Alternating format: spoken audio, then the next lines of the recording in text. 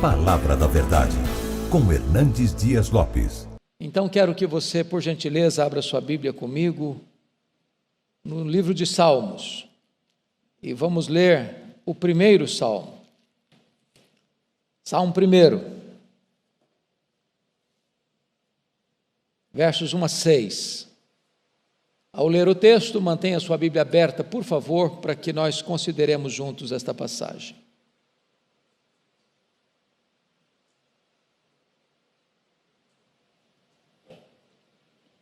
Está escrito o seguinte: Bem-aventurado o homem que não anda no conselho dos ímpios, não se detém no caminho dos pecadores, nem se assenta na roda dos escarnecedores. Antes o seu prazer está na lei do Senhor, e na sua lei medita de dia e de noite. Ele é como árvore plantada junto à corrente de águas, que no devido tempo dá o seu fruto, e cuja folhagem não murcha, e tudo quanto ele faz será bem sucedido. Os ímpios não são assim, são porém como a palha que o vento dispersa. Por isso, os perversos não prevalecerão no juízo, nem os pecadores na congregação dos justos. Pois o Senhor conhece o caminho dos justos, mas o caminho dos ímpios perecerá. Eu queria pensar com você sobre o seguinte tema hoje: é possível ser feliz? Esse é o nosso tema. É possível ser feliz? Pense nisso. O reformador João Calvino disse que este salmo é o prefácio do saltério. Ele introduz os outros salmos.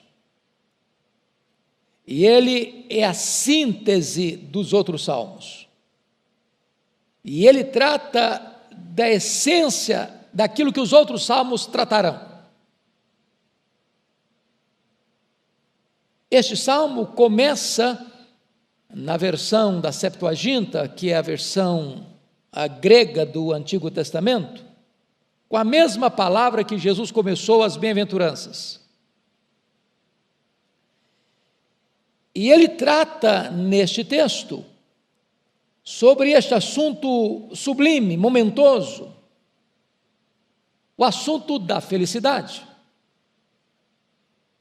Na verdade, é muito comum você escutar, até mesmo em alguns redutos evangélicos hoje, que diz o seguinte: o propósito de Deus na sua vida é fazer de você uma pessoa santa e não uma pessoa feliz. Quase que passando a ideia de que ser crente é quase incompatível com felicidade. É como se ser um cristão é viver a parte das alegrias e delícias desta vida. Então volta a pergunta: é possível ser feliz? Eu concordo com um escritor contemporâneo nosso, muito conhecido aqui no Brasil, escritor americano, Dr. John Piper, quando ele diz que o problema da humanidade, seu e meu, nosso, não é a busca da felicidade, não é a procura da felicidade, não é o hedonismo. Esse é um sentimento legítimo. Esta é uma busca não só legítima, mas necessária. Ele diz: o maior problema nosso, da nossa geração, é contentar-nos com a felicidade pequena demais, limitada demais, terrena demais, temporal demais, quando Deus nos criou e nos salvou para a maior de todas as felicidades. Talvez os teólogos puritanos entenderam bem isso, quando escreveram os nossos chamados símbolos de fé. E a primeira pergunta do catecismo menor é esta: qual é o fim principal do homem? E a resposta deles foi: o fim principal do homem é glorificar a Deus e gozá-lo para sempre.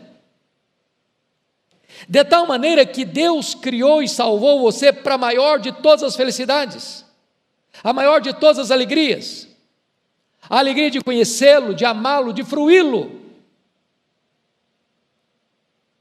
Então, esse salmo é como que um mapa na mão de um viajante à procura da felicidade. Este salmo é uma espécie de receita da verdadeira felicidade. Respondemos ao tema: é possível ser feliz?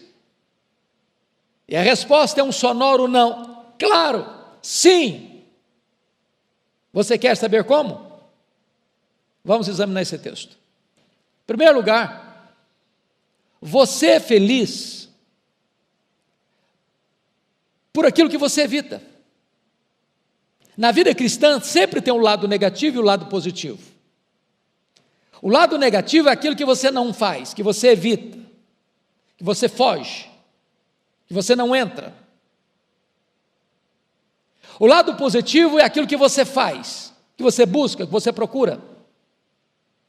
E notem comigo então o verso 1. Bem-aventurado o homem que não anda no conselho dos ímpios, não se detém no caminho dos pecadores, nem se assenta na roda dos escarnecedores. Há 3 progressões aqui dignas de destaque. Primeiro, chama a sua atenção para os verbos: anda, detém, se assenta. Há uma progressão no sentido de ir ralentando os passos: andar, parar, se assentar. Há uma segunda progressão, confira comigo: conselho, caminho, roda. Uma coisa é conceitual, outra é dinâmica, a outra é participação. Há uma terceira progressão no texto, confiram: ímpios, pecadores, escarnecedores. O ímpio é aquela pessoa que pode até ter uma vida socialmente aprovada, é um bom pai, é um bom cidadão, é um bom trabalhador, cumpre com seus deveres, mas não leva Deus em conta. O pecador é aquele que deliberadamente transgride, deliberadamente. Mas o escarnecedor é aquele que vilipendia, que escarnece, que zomba, que faz escárnio das coisas sagradas. Como é que você pode ser feliz? Evitando andar com certas pessoas, adotando o estilo de vida de certas pessoas e deixando de frequentar determinados lugares. Se você adotar uma determinada cosmovisão, jeito de olhar para a vida, que não leva Deus em conta, você vai entrar pela rota da infelicidade. Você pode ter prazeres imediatos, mas o final é uma tristeza, é uma angústia, é uma dor profunda. Se você andar com determinadas pessoas, você vai estar mal. Há um ditado brasileiro que diz assim: dize-me com quem andas e dir-te-ei quem és. Mas se você frequentar alguns ambientes, alguns lugares, você também não vai encontrar lá a felicidade. Ao contrário, vai beber o cálice amargo da dor, da culpa, da amargura. Você quer ser feliz? Cuidado no que você põe na sua mente, com quem você anda e aonde você vai. Segundo lugar, é possível ser feliz? Sim, é possível. Agora, por aquilo que não só você evita, mas por aquilo que você faz. Olha o verso 2: antes o seu prazer está na lei do Senhor, e na sua lei medita de dia e de noite. Agora, contrasta comigo aqui o conselho dos ímpios com a lei do Senhor. O que governa a sua vida? O que rege as suas decisões? Suas palavras, suas ações, suas reações, seus sentimentos, seus desejos, seus sonhos, seus alvos, seu projeto de vida. Se você pautar a sua vida pela palavra de Deus, pelos preceitos de Deus, pela vontade de Deus, você vai encontrar a verdadeira felicidade. Agora, note que não é ter uma Bíblia em casa, não é ter uma Bíblia na prateleira, não é botar a Bíblia aberta no Salmo 91 como se fosse um amuleto, não é abrir a Bíblia como se fosse um livro mágico, botando o dedo e dizer, eu quero saber o que Deus tem para mim hoje. O seu prazer está na lei do Senhor, e na sua lei medita de dia e de noite. É claro que esse texto não está dizendo que você vai parar de trabalhar, você vai abandonar seu emprego, agora você vai ficar lendo Bíblia o dia inteiro, não é isso que ele está dizendo. O que ele está dizendo é que aquilo que você leu, que você entendeu, você vai ruminar, você vai mastigar, você vai pensar, você vai aplicar à sua própria vida. Você vai pautar sua conduta por este ensinamento que você está recebendo. É nesse sentido que a Bíblia diz que você não pode ser apenas um mero ouvinte da palavra de Deus, mas um praticante da palavra de Deus. Se você assim fizer, você vai ser feliz. É possível ser feliz? Resposta: sim, é possível. Terceiro lugar, primeiro, por aquilo que você evita. Segundo, por aquilo que você faz. Terceiro, por quem você é. Olha o verso 3 comigo. Ele é como uma árvore plantada junto à corrente de águas, que no devido tempo dá o seu fruto, cuja folhagem não murcha, e tudo quanto ele faz será bem sucedido. Preste atenção que ele não está falando de uma árvore nativa, nem de erva daninha. Ele está falando de uma árvore que foi planejada, pensada, plantada, propositalmente. Eu quero dizer que você está onde você está, porque Deus planejou a sua vida. Ele amou você desde a eternidade. Ele escolheu você, Ele chamou você, Ele plantou você no solo da graça, e você está agora plantado junto à corrente de águas, e isso tem a ver com o Espírito Santo de Deus.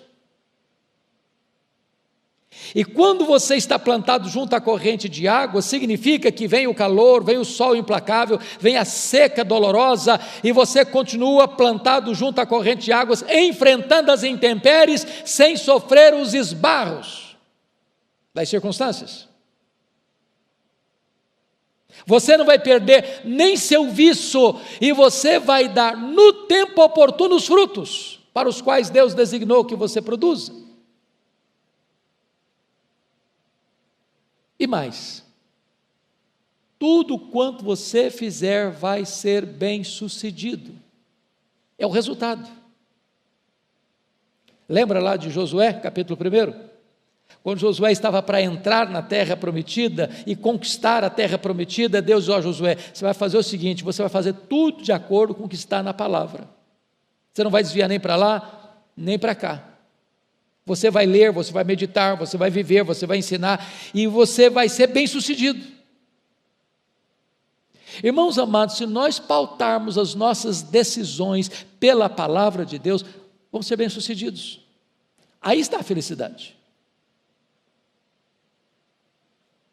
Se nós não vivermos de acordo com a palavra de Deus, vamos tomar decisões erradas na vida, no casamento, na criação de filhos, nos negócios, nos investimentos, nos relacionamentos, na vida espiritual, em todas as áreas. Mas se você amar a lei de Deus, se você meditar na lei de Deus, se você andar de acordo com os princípios de Deus, então você será como uma árvore. A sequidão está aí, castigando aí fora, você tem raízes profundas, fortemente alimentadas, tem seiva, tem vida, tem fruto, tem beleza, tem êxito.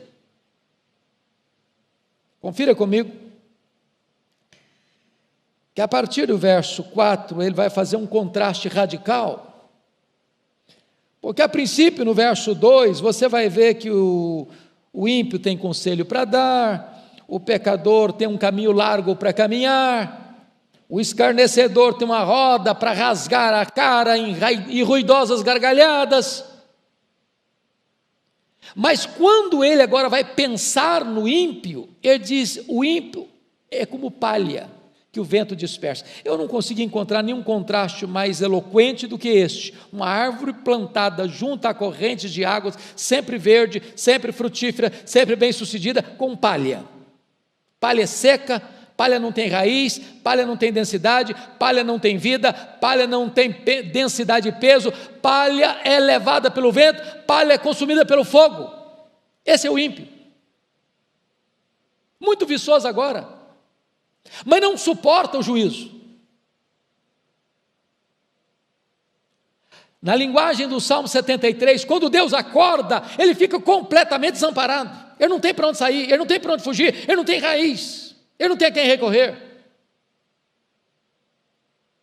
Duas coisas aqui acontecem com o ímpio. Primeiro, veja o versículo 5: por isso os perversos não prevalecerão no juízo. Pensem bem comigo nesta cena, irmãos.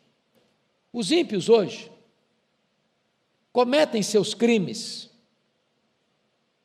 por uma razão simples: eles têm a convicção de que vão escapar.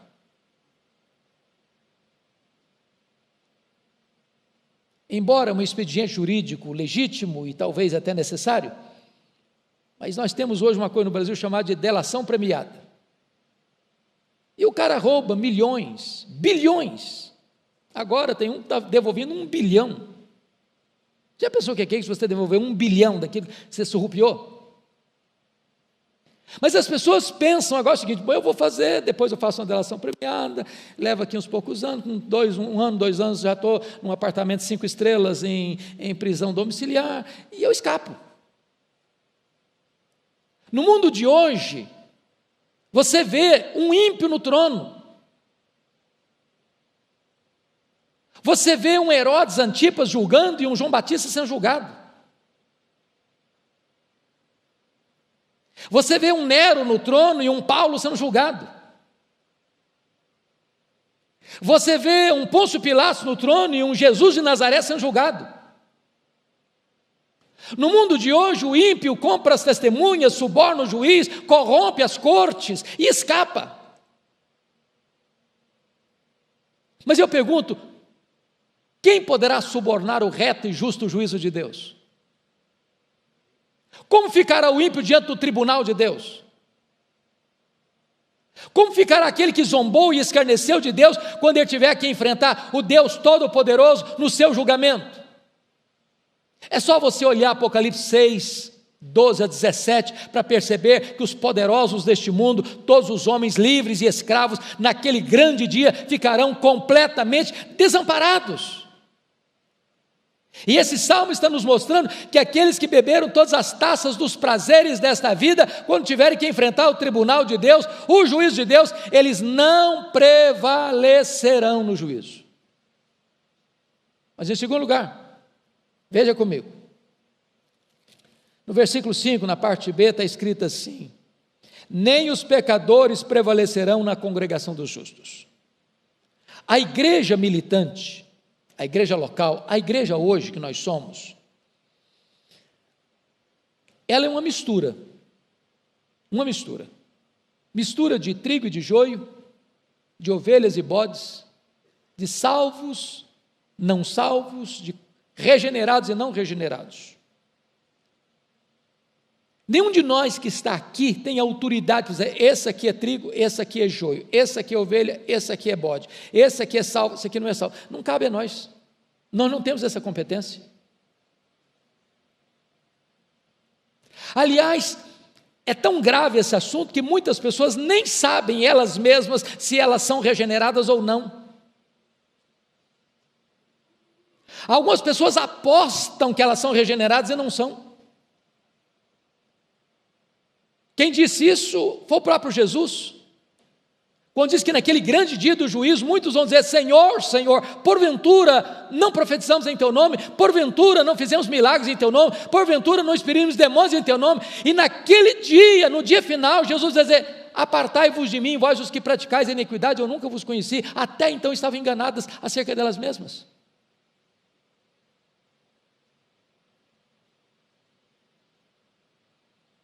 O que esse texto está nos dizendo com muita solenidade é o seguinte: naquele dia, não só os ímpios não prevalecerão no juízo, mas os pecadores não permanecerão na congregação dos justos. Quando o Senhor vier e os anjos de Deus fizerem um levantamento e forem recolhendo aqueles que são do Senhor, diz que é como se recolhesse o trigo e colocasse no celeiro e colocasse a palha e o joio no fogo. Naquele dia não é possível, preste bem atenção no que eu vou lhe dizer, nenhum salvo será lançado no inferno e nenhum inconverso será levado para o céu. Eles não prevalecerão na congregação dos justos.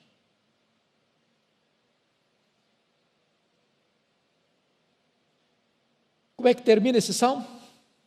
Será que é possível ser feliz? E o salmo termina assim, verso 6: pois o Senhor conhece o caminho dos justos. E a palavra conhecer aqui não é conhecer de saber a respeito de, ser informado a respeito de, mas conhece na palavra mais íntima, mais pessoal, de intimidade. Deus conhece você. Aliás, Paulo diz lá em 2 Timóteo 2,19, que só o Senhor conhece os que lhe pertencem. Saiba disso, Deus conhece você.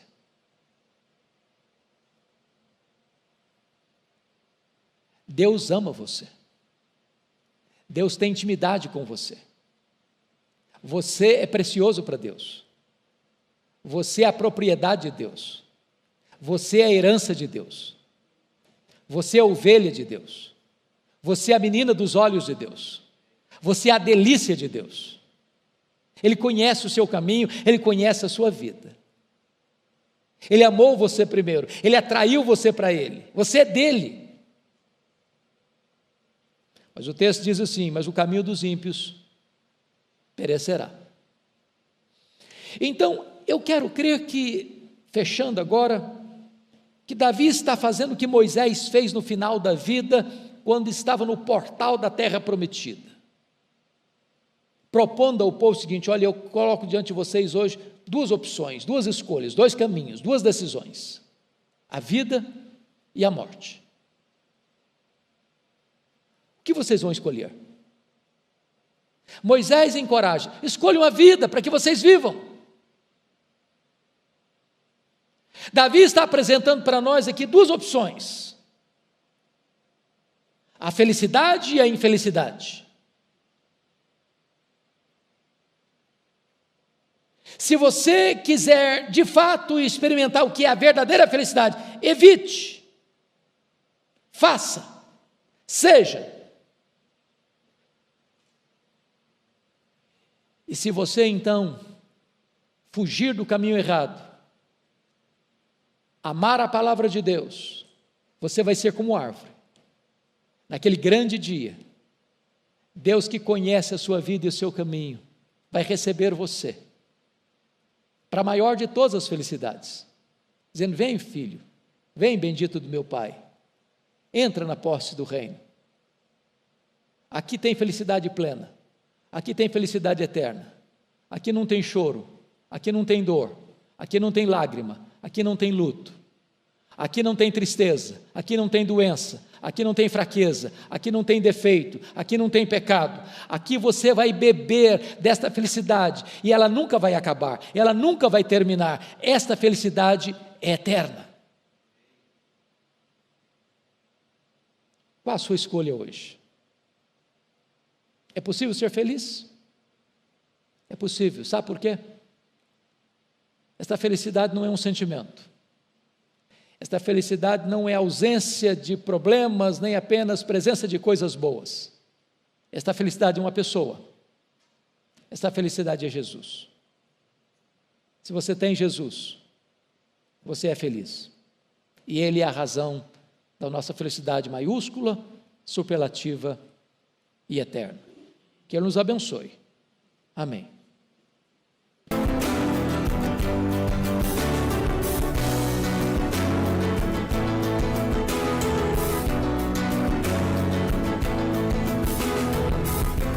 Palavra da Verdade, com Hernandes Dias Lopes.